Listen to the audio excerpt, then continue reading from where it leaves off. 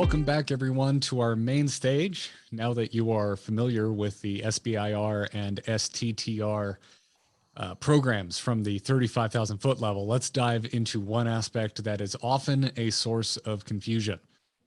Federal Acquisition Regulation Clause 52.227-20 established SBIR program data rights in 1994, stating that an awardee, quote, grants to the government and others acting on its behalf a paid-up, non-exclusive, irrevocable, worldwide license to reproduce, prepare derivative works, distribute copies to the public, and perform publicly and display publicly by or on behalf of the government for all such data.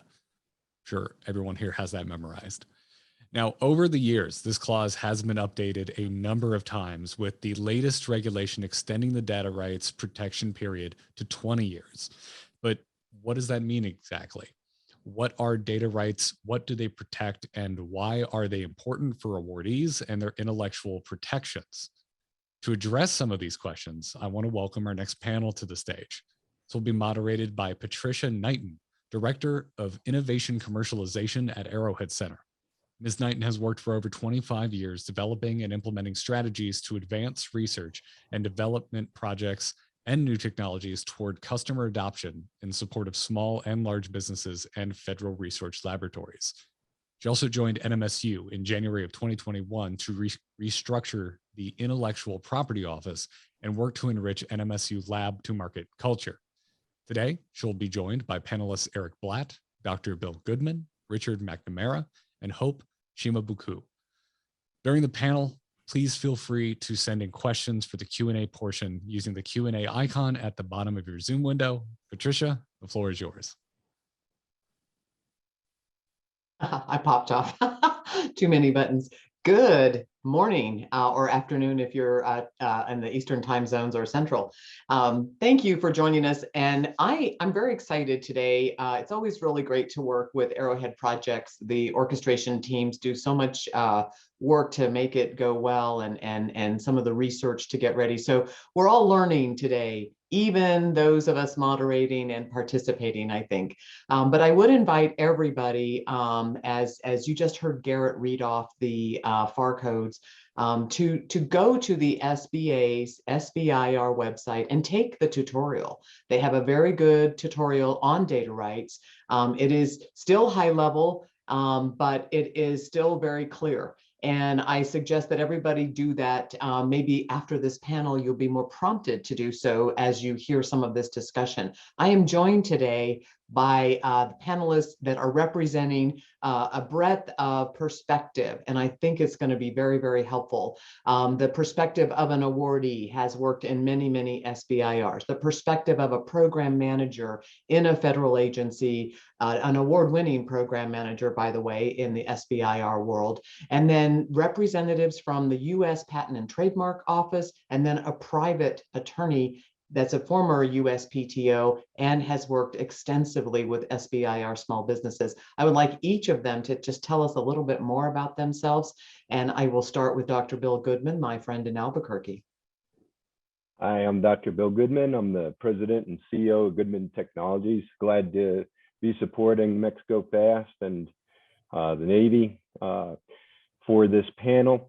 My history, since the year 2000, I've won more than 50 SBIR and STTR contracts, have multiple patent filings, and I'll share some of the things that I've learned over the years on this subject. Great. Eric. Hi, it's a pleasure to be here today. So I am the private attorney member of the panel. My background, I started out at the U.S. Patent and Trademark Office.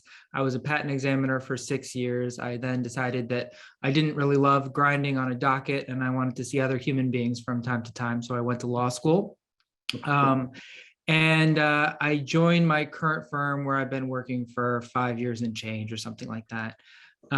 My practice has covered, I've done patent infringement litigation for my firm's clients. I've represented another number of large companies whose names everyone here would recognize.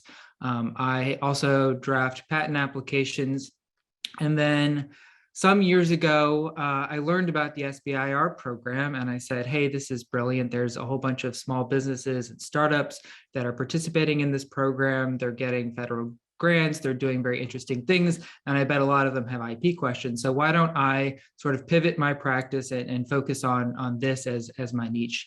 And so that's what I did. I learned everything I could about the program, and a lot of companies that are participating in the program have questions on patents, of course, but then there are also a number of legal issues that are specific to the program where it does help to have someone with some specialized knowledge. So things like SBIR data rights are one of those, eligibility. There's a number of things that come up over and over. I am a member of the Intellectual Property Committee for the Small Business Technology Council, which is one of the leading advocacy and education organizations for the SBIR program. And I represent a number of companies that are participating in the program, about 50 startups right now. Awesome. Thank you very much, Eric. And Hope Shimabuku, you're next. If you could tell us a little about yourself. Thanks, Patricia. My name is Hope Shimabuku, and I am the Regional Director for the Texas Regional Office. And so I head up the office that is located out of Dallas, Texas, and my office actually covers outreach for 8 different states, including New Mexico, which is part of the reason that I am representing the USPTO here. Now, in my past history, so I've been with the PTO for 6 years, but prior to joining the PTO, I was an IP attorney for 2 Fortune 500 companies, and I was also outside counsel prior to that. And prior to that, I was actually an engineer working for 2 different companies as well. But throughout the history, especially as an IP attorney for one of the Fortune 500 companies, I was very active in reviewing data rights and the different rights that the government actually holds when we do get some sort of funding from the United States federal government. And so data rights kind of overlap different buckets of intellectual property, and the particular provision that Garrett spoke to primarily covers copyrights. But it also data rights can also be protected by other types of intellectual property like patents. And so as we're talking through different things like this and different considerations as we're looking at data rights and how you can protect your data rights, those are some of the things that I will be touching on and bringing back to the table as we're discussing it. Fantastic. Thank you very much, Hope. And Richard McNamara, better known as Mac, out in the SBIR world. Tell us a little bit about yourself, please. Yeah, my name's I'm Mac. I had spent a full 40 years as a civil servant, engineering. Initially, I ended up in program management down in Washington, working at a place called the Naval Sea Systems Command. I wrote my first SBIR topic in 1990.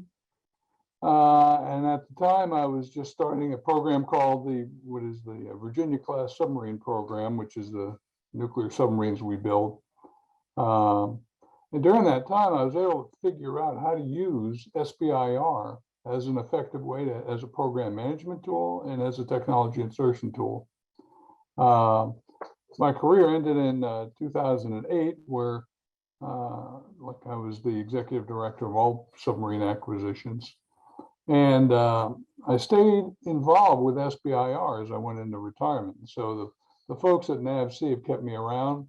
I get invited to conferences like this, and I really do in-reach and outreach. Outreach is promoting the program to many of you sitting in the audience who probably never been involved with it. And then I try to do in-reach is to explain to program managers how they can utilize the SBIR program to their benefit in reducing risk, getting second sources, a variety of different ways. And so, like I said, I think the reason people still keep me around is that in 2006, the submarine community had put over $1 billion in phase 3 SBIRs. And that has continued since. And now, just I think the last year we were at the Naval Sea Systems Command was about $450 million. And so that has grown, and Navy's had a very good program. So I enjoy the program, the people, the energy, and the enthusiasm. that I get when I get to meet small businesses involved in the program. Thank you. Thank you so much. Fantastic. So, so just backing up a little bit to the changes, recent changes, May of 2020, May of 2019, May 2nd, the SBIR STTR policy directive was changed. The data rights protection period for both SBIR STTR funding agreements was a 20-year from date of award. So that is different. But most importantly, people want to understand all the implications of those protections. The federal government does retain exclusive, non-exclusive, limited use, but they're also bound for non-disclosure. So some of those two things can cause some confusion. And then also want to make sure everybody gets, one, what are the three attributes that define the data in an SBIR program? One, it is recorded. The SBIR data must be reduced to writing and contained in a written document. And it can be source codes, sketches, drawings, formulas, and it must meet criteria of having been recorded before you call it SBIR data. It is technical in nature, so things like pricing and such are not part of what SBIR data is referred to. However, some of that we all know, Freedom of Information Act can disclose some of that. And then it has to have been generated under the funding agreement. So with those elements, I still think there remains confusion, and I would like our panelists now to talk a little bit about, from their perspective, what are they seeing that is the bigger points of confusion? And I'd like to start with Mac on this one, if you would. Sure. Well, first off, I think it's there's a lot of myths and misunderstandings about what data rights are and what the requirements are that we levy in contracts, like the 252, 227, 7018 data rights clause that typically gets added to every phase 1, 2, and 3. And so there's a lot of people who don't like to read that kind of stuff, me being one, but you have to read it to really understand that SBIR data rights are not weird. They are actually quite well thought through, in my opinion, to protect the ability to market to the government on one hand, but also market to the commercial industry on the other. And it segregates those and then tries to protect those rights. I think there's one, but one of the big myths that you hear is that the data rights are the reason that the government is required to go back to the company for follow-on sole source awards. And that's wrong. That's a myth that people perceive. There's a different requirement in the policy directive that requires you, the government entity, to go back to the developing SBIR firm to the greatest extent practical. And if it's not practical, you document the reason why it's not practical. And then you don't go to them. But my point on this is that it's a pretty straightforward thing if you understand it. The second item is that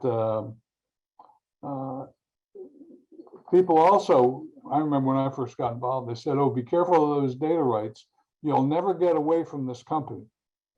And I didn't quite understand what that meant. And then as people said, well, if they start gouging you price-wise, you're stuck with these data rights and you can't go anywhere else.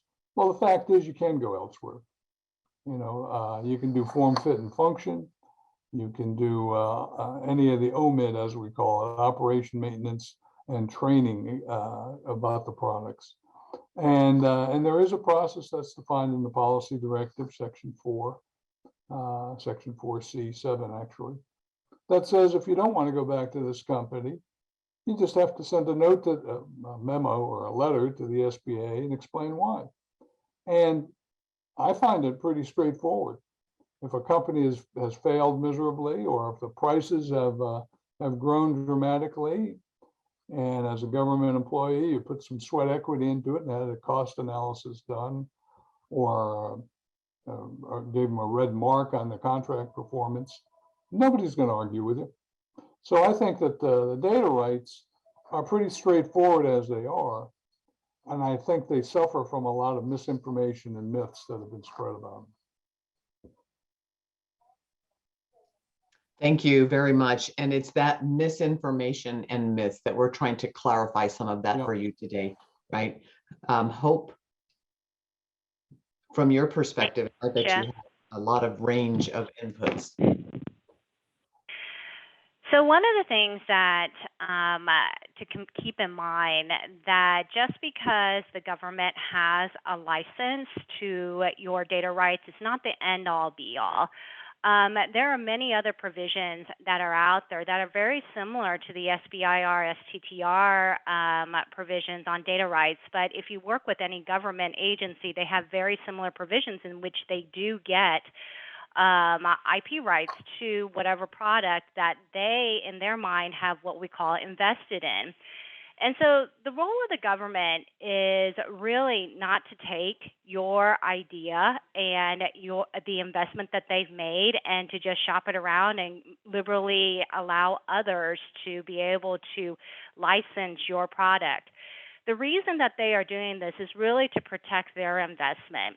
They want to make sure that they have the ability to be able to, if for whatever reason you are not able to complete your project that you committed to, that they can take that work that they've already paid for and invested in and allow someone else to continue to develop that particular product. The government is not in the business of marketing, and so they will not be out there shopping it around and start selling the product, understanding that that is kind of what they are really looking at.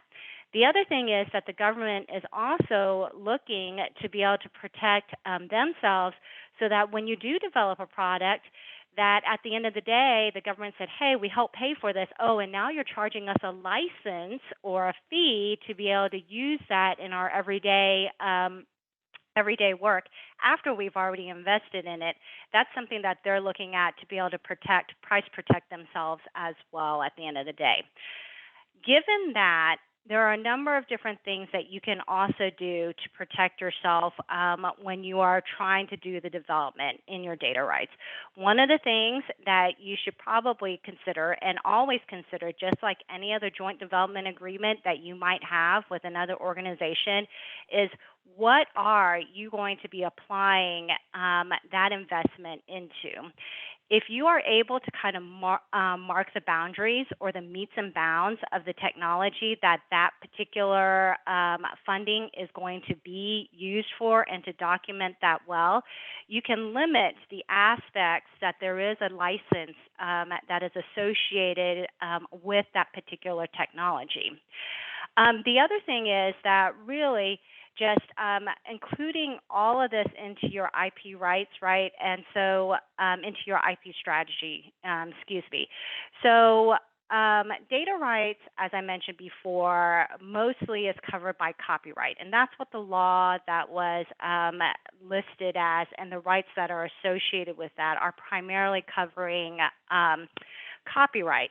So that's also why there's a requirement to reduce everything down to writing, right, which is a copyright requirement. And so, but there are other ways for you to protect what you are creating as well.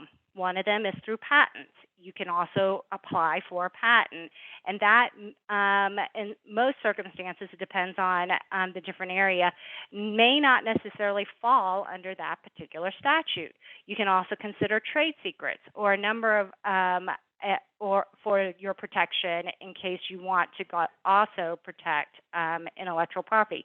So there's not one size fits all, and it's not all encompassing. Everything that you create is going to be owned by the government. There are other ways of thinking about this and strategizing on how to protect your data as you are trying to work with the government and the SBIR and STTR. Thank you, Hope. Very, very interesting. And coming from the perspective, really, even though Eric Blatt is an attorney, he has worked so much with small businesses that I think you probably have a perspective from both sides to share. So what would be your inputs on this topic? Sure. So I think there's sort of a lot of confusion and potential misunderstandings, but probably the most helpful thing to do is just kind of give a a lot of the conversation just goes straight into the weeds. And I think it may be helpful to just kind of give people the high level view first. So SBR data rights are essentially a non-disclosure agreement with the government. So when you get your SBIR or STTR contract or your grant, the government gives you some amount of money to do certain work, and then in return, you're providing deliverables. So that might be reports, that might be software code, that might be prototypes.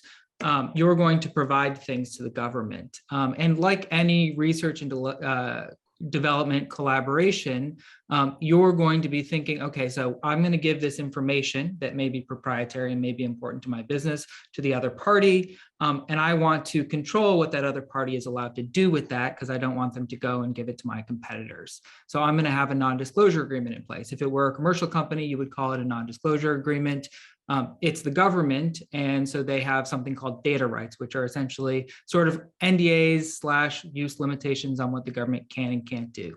SBR data rights are actually a very favorable, a business favored clause. So you actually want your data to be covered by SBR data rights. If they're not covered by SBR data rights, that would be problematic because it means you haven't marked your data, and then the government gets what are called unlimited rights, which means the government can use it without your permission. They can take your software and use it without paying you. They can give it to your competitors. That's bad. So instead, you would much rather have it protected by SBR data rights, which means you need to mark it. And if provided that you mark your data properly, then the government will have limited rights in what it can do. So it can evaluate your reports, of course, right? You're doing work, research and development, you build something cool, the government gets to evaluate that. Depending on which agency you're working with, it can sort of make prototypes and use internally your software. But one thing it can't do, no matter what agency that you're working with, is it can't disclose your SBR data to your competitors for your competitors to commercialize. So that's a very important consideration that you don't want that to happen, right? That can be very problematic to your business. So I guess I've been speaking for a while, so there's a lot more that I could say, but generally, one point of confusion is people don't know what these rights do. They're helpful to you. You want things to be SBR data rights because that prevents the government from giving your proprietary data to other companies. And you mentioned a very important point. It must be marked. And yes, I think the solicitations, the solicitations, there's very good instruction on it. I think at the very beginning, we heard Mr. Bob Smith talk about read the directions. And my experience working with the government, just read all the directions and follow the directions. And one of them is mark those pages. So thank you for mentioning that. It's very important. Yes. Bill Goodman, from your perspective, now that you've written and been awarded so many SBIRs, the confusion, and it's probably not so confusing anymore, but tell us about your experience on that.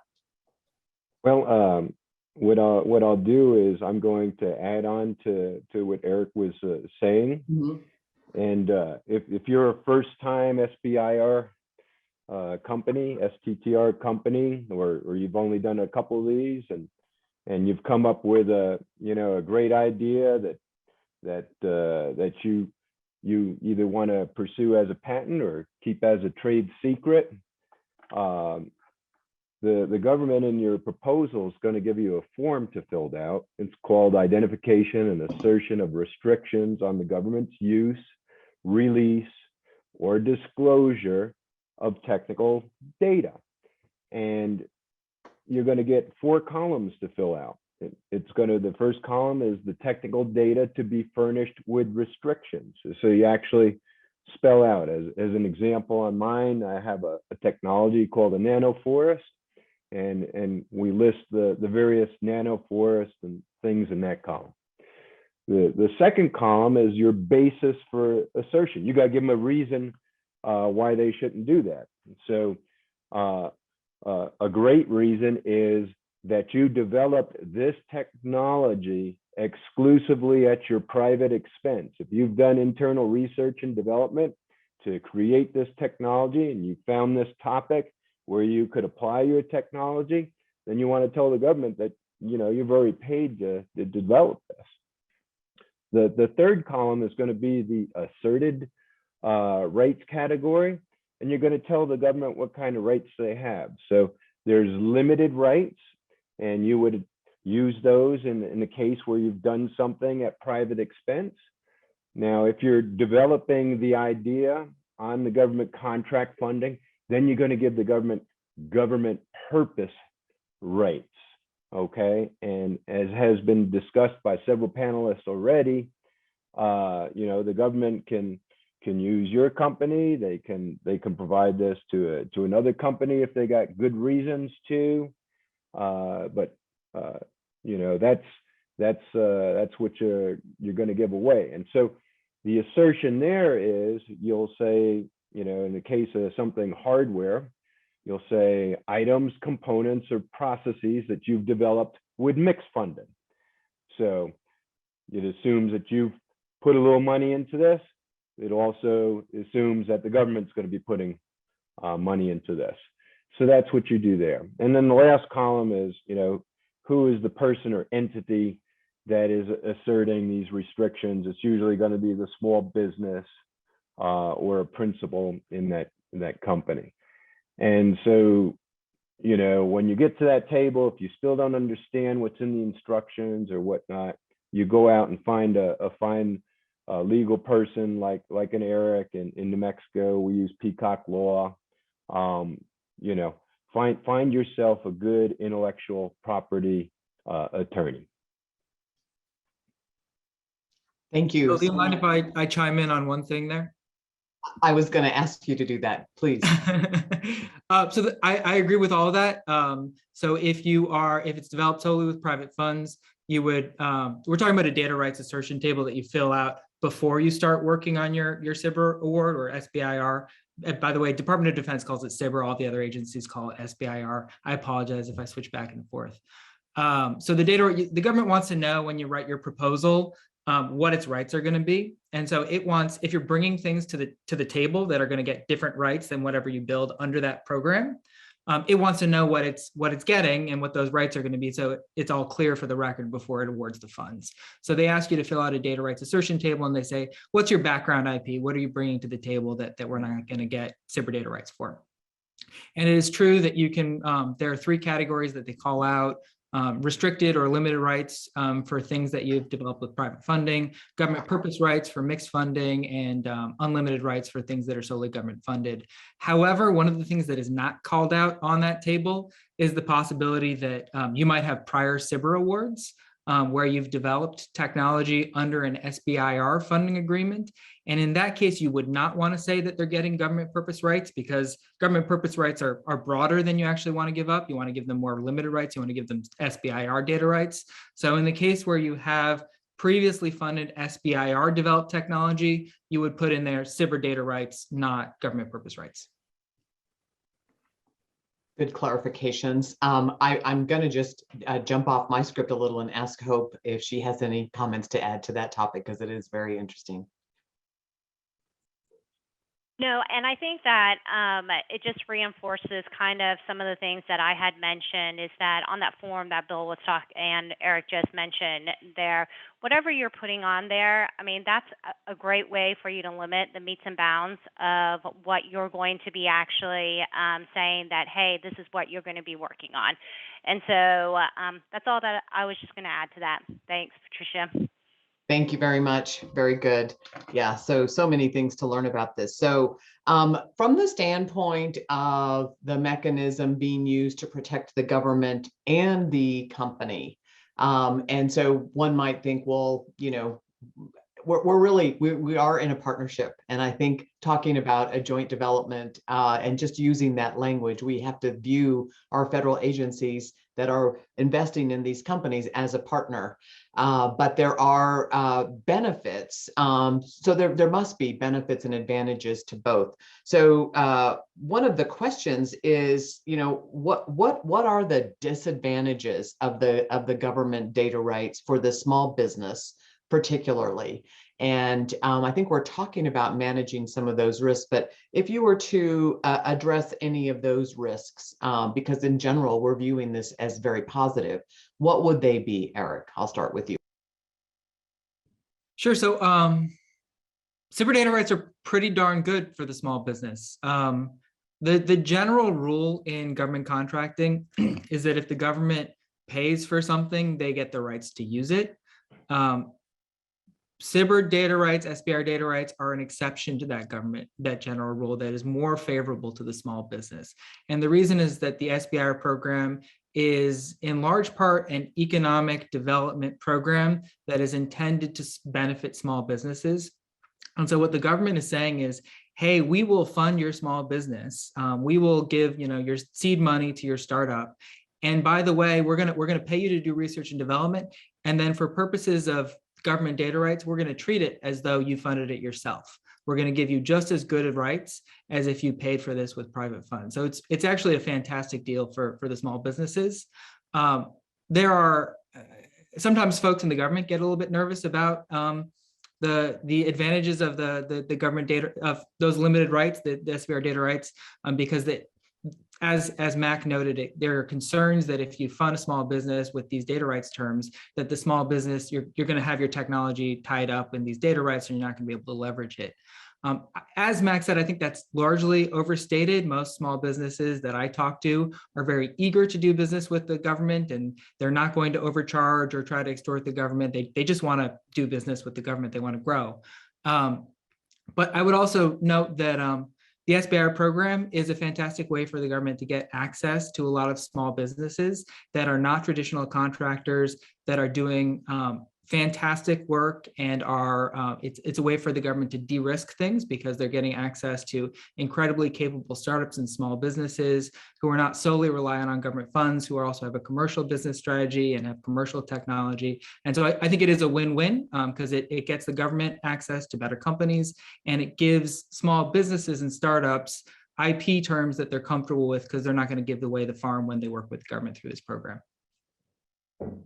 Thank you so much. So Richard, when we were talking a little bit earlier and planning some of these sessions, you have a real nice box of war stories in coaching and working with program managers on the federal side, right?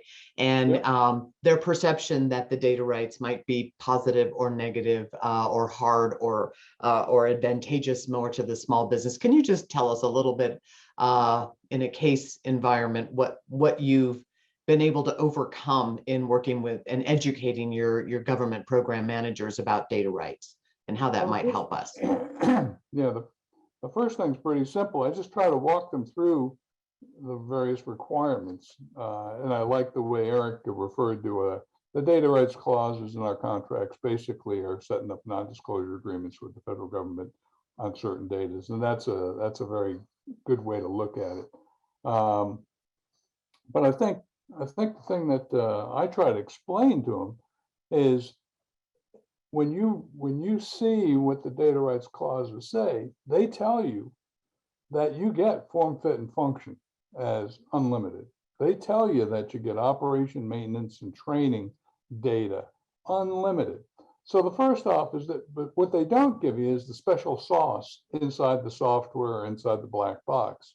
And as a result, that's the first thing that starts to relax the program manager who thought that, he would never get anything. Well, no, you get data. And there's certain things you can do it. There's even clauses in there, clauses in the clause that say, if you're in an emergency situation, you can give it to another contractor. You just have to tell the people afterwards who you gave it to and what they did. So I think that it's very fair to the government in particular. The other part is the data rights clauses give you the opportunity in the policy directive, give you the opportunity to negotiate something. And so if something is a little screwy and you need to have that insight to this, as I call it, the special sauce, you can get that. But there's certain constraints. You can't coerce the company. You can't hold up a contract award until they give you that insight. And then the other part is the government gets it. They just can't share that insight. And so what I tell companies to do So if I'm a program manager, okay, and I'm working on a submarine, it's a big thing with lots of participants in it. And if I want other people to use the same technology, if it's software or whatever, I tell the company, well, don't give me the data. You go to the companies I want, license them to use it. And typically the companies will give like a $0 license or a $1 license to share that only on the McNamara's project. You know, they can't use it to compete against them. They can't use it elsewhere without getting permission. And the non-disclosure says, hey, you get to use it on this job. And if you make changes or whatever, let me know what they are. I found that to be a pretty good equalizer of allowing this innovation to be used across the board of my projects, and then B, shared across all of them. And then they end up adopting it as kind of a standard across the project, meaning, you know, like the submarine or surface ship project. So I found that to be a pretty reasonable way to overcome a lot of these concerns. I've also found that the government is absolutely the worst custodian to hold anything. And I guess that's why the rules set up and say they can only run software on one computer at a time. And so my advice to program managers is take what the delivery is, stick it in the wherever you're going to have locked up, but don't get in the middle of distributing it. There are too many hooks on that. Let the people with the most vested interest do that. And that's the company that developed the innovation. Let them tell people who to, you know, what their expectation is when they license them and get an NDA with them.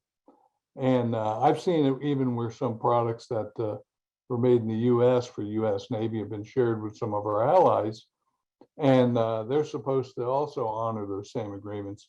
But the companies go directly to the users who are going to have them in the United Kingdom or Australia or wherever, and get those signatures direct themselves.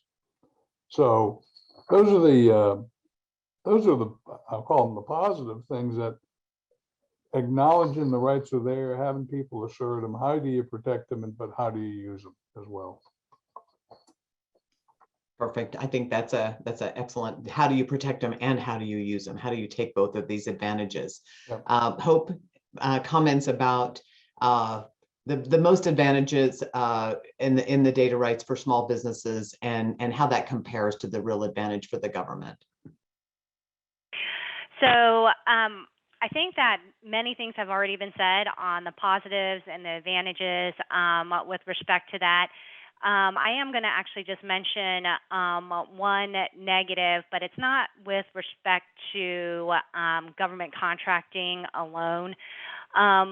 With data rights, one of the things that you always have to consider is that if you are using any sort of data or any sort of software code or anything else that you are dropping into your own data, you also need to recognize what additional IP rights that might be attached to those particular pieces of data, and as you are integrating them into your particular situation.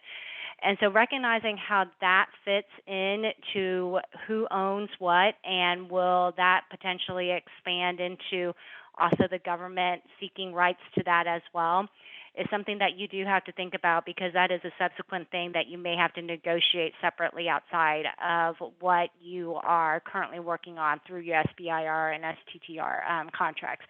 That is the only other thing that I did want to mention, and I think it is an important point to note.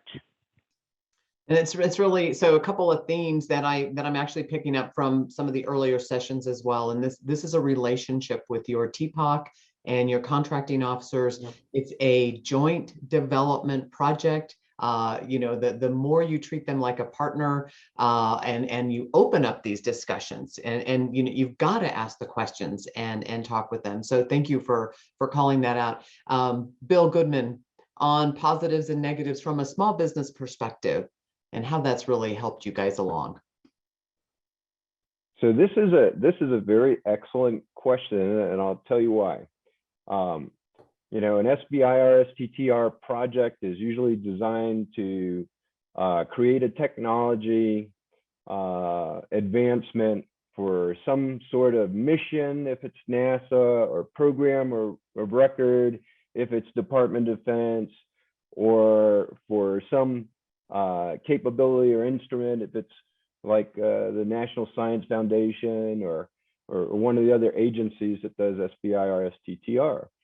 And you know, part of what one does in research and development is to publish. So I've written many journal articles, and I've been to many conferences and stood up and done things. And as we mentioned earlier, you know, when you're doing one of these presentations, you want to slap that SBIR data rights right on the front cover of that. And here's and this gives you some protection. So now you're only telling the audience what you want to tell them, but if the audience and that audience can have large system primes, big companies, you know, that have, you know, whole staffs of attorneys and whatnot, and literally can steal technology from other companies with impunity because they can legal you to death, right? So, you know, you're presenting an interesting topic, and people see this as, wow, if we had this technology, we could make a lot of money with this. And so when you slap that on there, and you've made this agreement with the government to protect your data, these larger entities that may be unscrupulous can't use that Freedom of Information Act to go out and find out what the secret sauce is, okay? And I can tell you that over the years that technologies that my companies developed, we've been stalked by big companies, okay? We've been stalked by competitors. People have tried to execute Freedom of Information Act, and you know, how do I know this? Well, my customer said, hey, you might want to contact these people from this company because they asked all about it, but of course we didn't tell them. And you know, when you do contact those companies, guess what? They don't answer back. So you know, they don't like that. So that's both good and bad. You've got the protection to go out there and tell the world that you have something great to offer, and it provides these solutions, these cost benefits and things like that. At the same time, it's you know, it's allowing you to expose just what you want to share with the world, and prevent the unscrupulous from going back and, you know, finding out what your intellectual property is, what your trade secrets are, things like that. Hey, Pat, I'd like to add something Sure. in terms of a negative that came to mind was that we've run into situations where an SBIR developed product was going to be proposed for I'll call it a more traditional, just regular competition. And debrief sheets come back and say, oh, you had worked on SBIRs and we're concerned about those data rights. And therefore you're downgraded in the evaluation process. That to me is, it's a basis of just people not being educated of what the SBIR data rights are, but it's proliferating that myth I talked about into other places. So it almost, at different times, we felt like there's almost a bias against being a successful SBIR company.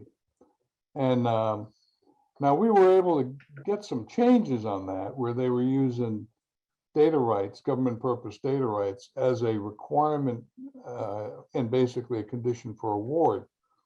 And after we were able to point that out at the acquisition level in the Department of Defense and Navy in particular, they did start to remedy that. I think it still needs more work, where they understand that we're out there trying to encourage small business to give us their innovative ideas on one hand, and then when they're successful at it, we hold it against them when we go out to build the big airplane or whatever.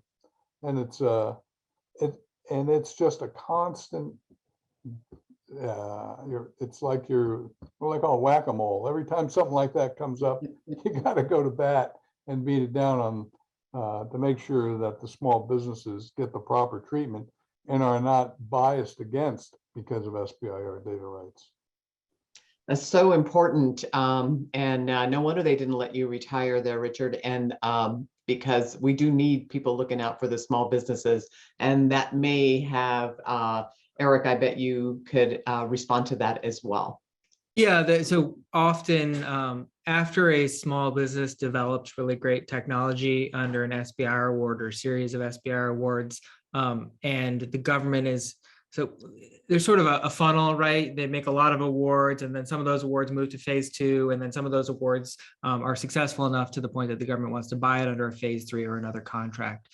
So by the time that you make it to that stage, it means you've done a great job and you've found something that the government really wants to buy. But that also means that the government wants to buy it, and they'd probably be just as happy to buy it from someone else. And they'd like to have better IP rights than SBIR data rights would provide them with. And so you see a lot of situations where the government, as a condition of making follow-on funding awards or as a condition of buying the technology from you at volume, they'll ask you to surrender your SBIR data rights. There are provisions, so the Small Business Administration is charged by Congress with writing the rules for the program. And the SBA has done that. And there's a document called the SBIR Policy Directive. And that document has a lot of rules around what the government is and is not allowed to ask for at the phase 3 contracting negotiation. One of the things that they're not allowed to ask for is for you to surrender your SBIR data rights. Right. So often people do it anyway, just because it's SBIR, even though it's a lot of money to you and me, it's a drop in the bucket in the government's world. It's not a very big program. A lot of the folks who are making these acquisitions on the government side are not familiar with the program. So there's a decent amount of education that you need to do. But one of the things that the government's not allowed to do is to ask you to surrender your SBIR data rights. And so you should, if they are asking you to do that, you should educate. Good, fantastic. So protecting your technology, right, which may not be you're not delivering a technology, you're delivering reports typically in these.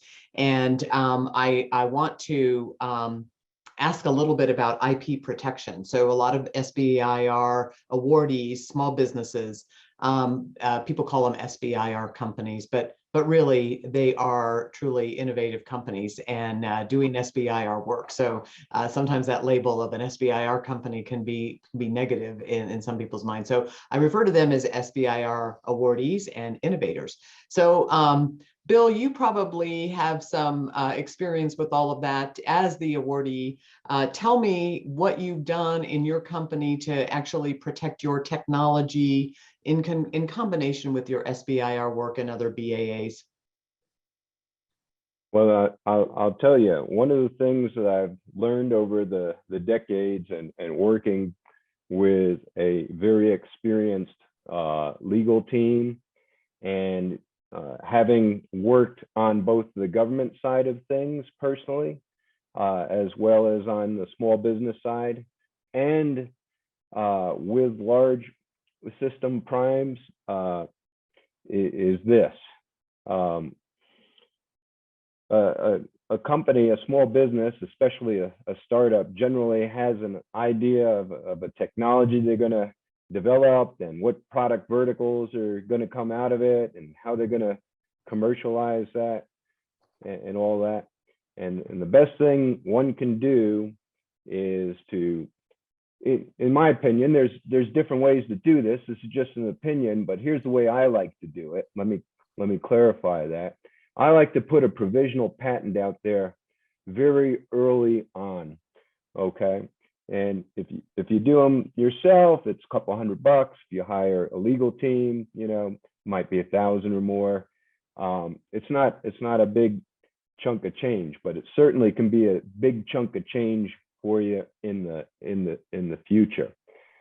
So then what happens is the way the government does SBIR and STTR is they'll have a pre-solicitation phase where there might be a list of topics, and most of these topics will actually end up in a formal solicitation. So if you can identify something in that pre-solicitation phase before you submit a proposal and put your provisional patent on it, well, you've found a very nice loophole for yourself, because that will allow you to limit the rights to the government. And if you think this is going to be something big that can make your company into a unicorn or something like that, this is something you want to know how to do. So again, if you're new to the game, you want to surround yourself with people who are smarter than you are, that are experts in every area. So your business attorneys, your intellectual property attorneys, your accounting people. There are many ways to screw up if you're a small business person. And what we want to do as a small business person is, you're allowed to make mistakes. We're all going to make mistakes. You want to minimize the damages, okay? You just don't want to make any very big mistakes, okay? And that's all I have to say on that topic. That's great. Thank you so much. So patenting and the IP protection of a patent and a provisional patent. Hope, can you talk a little bit with us, and I'll ask the rest of you as well, how the data rights can impact the patent protection? Bill, you did say that you actually apply for provisional patents in the pre-solicitation phase. So there may be times when people want to file a patent partway through. Any recommendations or insights, Hope, that you can offer about how your SBIR would affect your ability to patent and protect? So that's a really great question, Patricia. And so something to keep in mind is that when you are actually thinking about filing your patent or your patent application with our office or anywhere internationally, you got to think about timing and when and who you are actually going to be disclosing your invention to. Bill mentioned filing a provisional application early on before the pre-solicitation. And in general, especially if you're early on, that's a great thing to do. And there's a couple of reasons for that. Not only is it going to carve out something that the government is not going to be able to have IP rights in it, but it is also a way to protect you. And so we have these rules, or actually it's in the law, that tells us when we cannot have something patented. And there's what we call a time bar. And so if something has been disclosed or it is published in a paper or you are selling it, then you are not going to be able to get a patent on that unless it is within the 1-year time frame of your initial disclosure, right? And so that's when the clock starts ticking. If it's outside of that, if you've been shopping around, you've been shopping your invention around and other places, then you're going to be barred from being able to file a patent application. That also applies to international.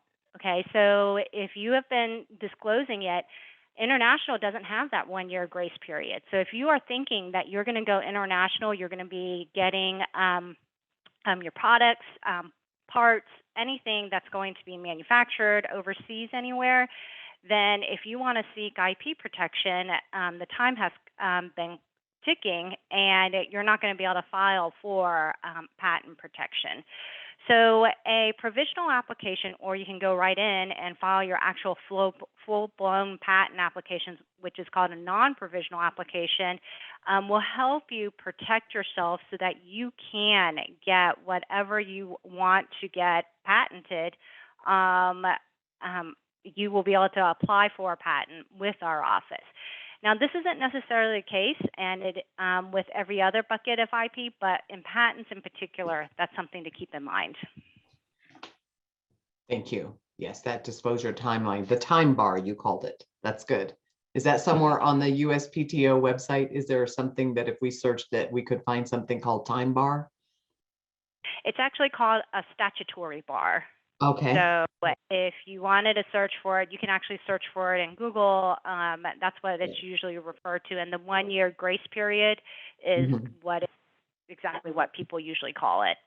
Gotcha. Perfect. Disclosure. Eric, I bet you've dealt with that many times with your clients advising. Yeah. So the question is, what about how do SBIR data rights and receiving government money affect your patent strategy? Right. And there's a lot that could be said on that. I have a 30-minute slide deck that I'd be happy to talk through, but I don't think that that's going to fit our format today. So I'm going to pick another section on that, but tell us, give us the highlight on that one. Yeah. I'm going to pick one thing to talk about. Okay. So a lot of people will come to these conferences and they'll say, hey, I have SBIR data rights. Why should I patent? Or, hey, I have a patent. Do I need to think about SBIR data rights? Aren't these kind of just two intellectual property protections? Shouldn't I just pick one or the other? And don't they kind of do the same thing? The answer is no, they do completely different things, and you probably want both. So SBIR data rights, as I said earlier, are essentially a non-disclosure agreement with the government. They're a creature of contract. You receive money, you give data to the government promises that it will not do certain things. So the government is bound by SBIR data rights. But most of the folks in this audience, I mean, some folks are going to sell to the government. I bet a lot of folks are going to sell very little to the government or nothing to the government. And they're using the SBIR program to get a certain amount of seed money to move the technology along so they can pursue their commercial go-to-market strategy. And if you have a commercial strategy, SBIR data rights are not going to be binding on any commercial company or any customer because they haven't signed that SBIR agreement. They're not a part of the NDA. They're not helpful to you. The only way they're helpful is that they'll stop the government from sharing the data with your customers, but they're not IP protections writ large. A patent is completely different. What a patent is, hey, I came up with this invention first, and I get to control its use, and that is binding, or it can be applied against anyone, no matter how they came up with the technology. So I'm over here and I'm working in Albuquerque, New Mexico. I come up with an invention, I file a patent, I get a patent on it, and someone working in Silicon Valley or someone working in Boston, maybe 6 months later, comes up with the same idea, completely independent from what I'm doing. They just come up with the same idea. I have the patent because I came up with it first, and I get to control the technology. So I get to go to them and say, hey, cut it out, or hey, you can do it, but you have to pay me a license. So the patent, if you're focused on the commercial market, the patent is much broader rights than the SBIR rights are. And most likely you want to pursue both paths. So I see a question from the audience. Does the SBIR funding help pay for patent protection? So not directly. Most of the companies that I work with are getting a good amount of their money is coming from SBIR, but they also have some other money. And so the fact that you're receiving $1 million grant certainly helps you to be able to use, right? So you've got some of your R&D already covered. So some of your other resources are freed up. You can use those resources that are freed up. Typically, you can't directly bill the government for intellectual property work. That's not an allowable expenditure under the SBIR program. The SBIR program is devoted to research and development. However, you can apply for something called TABA, Technical and Business Assistance, which in phase 2 is up to $50,000. And if the government gives you a 50 grand TABA award, you're definitely allowed to use that for a lot of other services, including intellectual property services. So if you're applying, if you're submitting proposals, look into the program. It's a lot of the agencies will, it won't hurt you, and it might help you. And Patricia, along with yes, go ahead, Hope. Sorry. Yeah, no, go ahead. So the USPTO actually provides a lot of resources for free as well to help you on your intellectual property journey. We do have regular training classes that we hold on a monthly basis to be able to answer some of your basic questions. We also have a lot of 1-800 numbers as well for you to call to ask your questions about your applications and IP. The other thing that we do, and it may be, you may not qualify for this, but something that you can think about is to try to seek pro bono help. We have arrangements with organizations throughout every single state in the United States who will provide pro bono attorneys to be able to help you be able to file your patent and your trademark applications with our office. The other thing is that there are a number of law schools that have students who are supervised by an attorney, a practicing attorney, who can also work on your particular application. So there are other options that are out there if you're not financially able to, although, like I said, you may need to be, you will need to be under some sort of cap on how much money you make. And it may knock you out if you do have a grant. But there are other resources to help you if you're not able to afford an attorney. That's a great idea, and it makes me think that at least in our regional area here, I wonder if our PTAC has any relationships with some of those pro bonos. In addition to the TABA, I did want to say that many states have a state matching SBIR matching grant program, and very often those programs pay for things that are not already covered by the SBIR but complementary to your business success with that SBIR. One more, I wanted to get over to, I can't believe how fast this time's gone, and I do want to let everybody know from the audience, if you have questions, please put them in the chat. We just have a few more minutes, and Mac, if you could talk a little bit about, from your perspective, and patents and how they've worked or not from the small businesses that you've been engaging with. Well, I think most of the companies that I deal with don't really patent anything. They're very much in the defense end of the business or dealing with the government, and so as a result, they really don't patent it. They use the with the honor system of, they're counting on the honor system working with the government, and on occasion they will come. I'm thinking out loud here, but there are a couple of companies I know that did go out and get patents. And they basically do that to demonstrate that this is truly a new and innovative idea. And when you wave a patent at somebody, you get a little different attention than saying, oh, this is SBIR data rights. But they don't do that as a norm. It's done to cause a particular effect, I guess is the way I would describe it. And I think one of the reasons that people don't do as much in SBIR that I'm familiar with on patents is because it's my understanding that, independent of the cost, you have to actually disclose what the innovation really is. And people don't necessarily want to put that in a public forum. And that's what happens when you do pay for getting a patent. It's disclosed so people know it, and then the clock starts in I guess it's 17 years for that.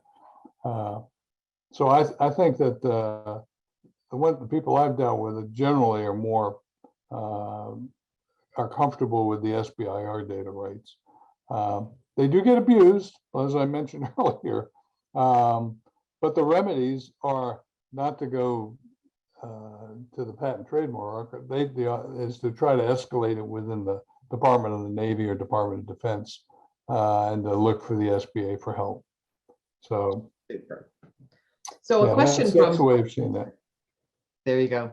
A question from the audience popping in here, and I will throw it out to whoever on the panel can answer the question, but it kind of falls right in that area of disclosure and data rights and maybe provisional patenting. But it literally says, when it comes to data rights and patent protections, how much data is too much?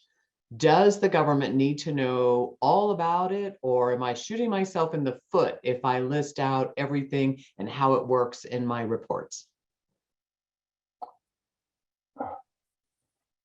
I can take a stab at this first, and Thanks. Eric, I don't know if you want to add on to it. Okay, so when it comes to patenting, and I'm going to focus on patenting and not on copyright.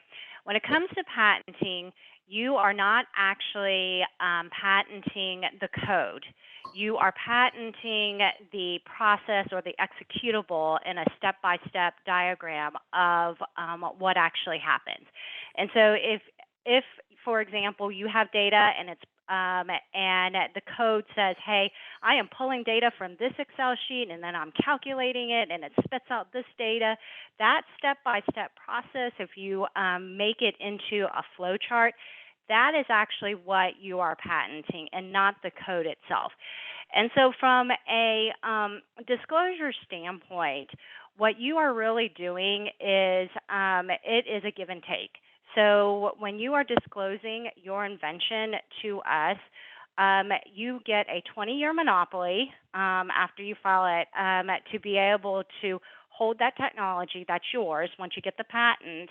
And in exchange, you are sharing your technology so that we can advance technology and build upon that technology from here on out. So that's kind of the give and take. And so, Eric, I'm going to hand it over to you because I think you might have had something to add. Sure. So first, I wanted to chime in on what Mac noted, which is if you are government oriented with your go-to-market strategy, the answer on whether the patent is completely different than whether if you're commercial oriented. So it's not surprising to me at all that Mac says that most of the folks that he sees don't file patents, because that's fairly standard if you have a defense-oriented technology, because the SBIR data rights are actually better protection for that application than patents would be. In terms of how much data you need to disclose, I think there's two separate questions here. One is how much detail do we need to put in our reports that we give to the government? And then the second question is how much information do we need to put in the patent application? In terms of the reports, that's a business decision. From my perspective, if I were running a business, I would want to keep my program officer, my TPOC happy, so that I can, impress them and continue to receive follow-on awards. So I would be fairly robust and persuade them that what I'm doing is really interesting and really novel. And it's going to have a big impact. But however much you choose to put in there, as long as the government's paying you, that's your decision. In terms of the patent application, you need to put enough information. So your technology is going to have a whole bunch of different parts, right? And you're not going to patent every single part. You're going to be strategic. You're going to think, okay, we have these 10 parts and this one is particularly novel. I think I can get a real competitive advantage if I control this part. And I also think it's very new, whereas other parts are sort of rehashing or incremental improvements on things other people doing. So I'm just going to pick part C to file a patent application on. When you do that, you'll draft claims on part C and you'll draft a specification that has enough information for another engineer working in your field to use part C, to make and use part C, but you get to pick basically how much you disclose and how much you don't. If you put more details in, that can help you better negotiate with the patent examiner. But if you put less details in, that's fine too. You get to kind of craft what your strategy is going to be, and you don't need to put everything in there if you don't want to. I'd like to jump over to Bill Goodman, as I see you shaking your head during this conversation. It's always great to hear from the awardee's perspective. I'm sure you've had some strategy discussions inside your activities. Tell us what your thoughts are here, please.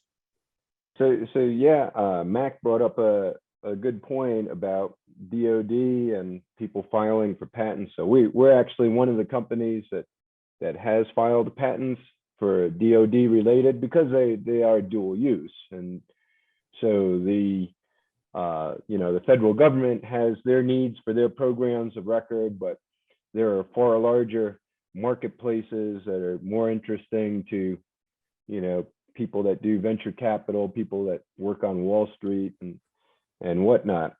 And so one of the things that has to happen in the patent process, so we have some things that we filed internationally, so using the PCT and whatnot, and they Department of State has to approve some of these things, because obviously if they're good for the U.S. government, they're good for other governments as well. So that's an important thing. So consequently, when you're crafting your claims, based upon prior art that's out there and whatnot, the inventors and the legal team have to pay close attention to just what they want to say. So, when multiple companies come up with similar technologies, all you have to do is find a way to get around a single claim in the patent, and you can have your own new patent. So that's an important thing. The second thing that you want to be aware of is, as I think as Eric just mentioned, you don't have to put everything in there. There are certain things that we've done that, it's like the Coca-Cola recipe. You just don't want to ever tell anyone about this. You want to take it to your grave. Because, again, some of this can be worth quite a lot of money. So, again, make little mistakes, don't make big mistakes. It's such a great point about how much to tell, so I spend a lot of time around lawyers. They really cap that. They're really good at stopping. It's not necessary. Don't go any further. But when you're marketing or business development and you're trying to promote, you tend to tell a lot. So that is a really tricky balance in this business, and very important to acknowledge that. So, okay, we are down. I cannot believe it. We're 3 minutes till over. So I'm going to do a quick fire, final thought, final comments, because I want yours. All four of you, give me your, if you have one thing to tell people about data rights that we have not gotten to hit on, or something to emphasize, starting with you, Richard. Well, I'd say in your phase 1 and phase 2 initial reports, take the time to document every place you think your innovation can be used. And that's important, because when you want to have somebody reach back to give you a phase 2 or a subsequent phase 3, and it may not appear to be a exact just lift and reuse, it opens the door for a lot more variety in terms of utilizing that one win to be able to move into a number of different areas if that innovation is documented. And that comes from experience where GAO did some work on a protest we had. And the first place they went back to was the report under the phase 1. So I just tell people, load it up in there if you can. And people read those reports. Downstream. Perfect. Bill, I'm seeing you. I'm going to elaborate on what Richard just said. So in the proposals that we write, there is a section on commercialization and transition. And there are many uses beyond the programs of record that the government might be interested in, or the missions that they might be interested in. And you want to spell out as many of those as possible, because one of the things that happens these days is government contracts to people who are investment bankers or venture capitalists, or an angel, something like that. They're going to review 10% of the points worth of your proposal to decide if you actually know how to do business. So there are many great engineers and scientists in the country, but you have to be well-rounded now to get the highest grades in competing for SBIRs and STTRs. So you want to make sure that you capture as many of those 10 points for that commercialization and transition plan as possible. Perfect. Eric, over to you.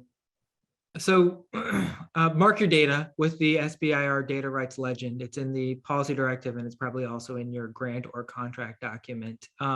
If you don't mark it with the legend, the government can share it with your competitors, and that's bad. If you do mark it, then you're essentially safe, and you've achieved about 80% of the value that I can provide you with. But I will say that more than half the companies that I talk to initially are not marking their data. So please mark it, look it up. And if you need help finding it, I can point you to it. Just ping me. Perfect. And Hope, we're going to wrap with you because they're going to kick me off the stage. Okay, thank you, Patricia. The only thing that I would add is that remember that data rights inherently have some sort of intellectual property in it. And data rights and intellectual property are intangible assets. So as you are thinking about your business and all the data and everything that is associated with that, think about anything that you might be able to do with your house or your car is the same thing that you can do with your data rights. You can sell it, you can transfer it, you can license it or rent it out, as we call it.